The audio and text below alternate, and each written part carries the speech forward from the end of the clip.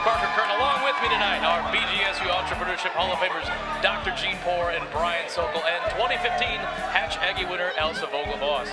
Assisting us tonight from the crowd is BGSU superstar Van Wright. We have a great Falcon-tastic lineup this year with 8 innovative and creative ideas. Over 500 high school students from all across Ohio with us tonight. Let's see how things are going from the crowd. Van Wright, where the heck are you? These high school students are fired up.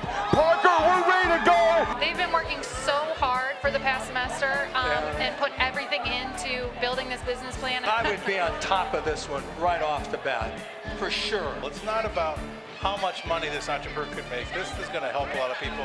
I love that it's part of the program. The moment we have all been waiting for is almost here. The analysts are going to make their picks for the Eggy winner.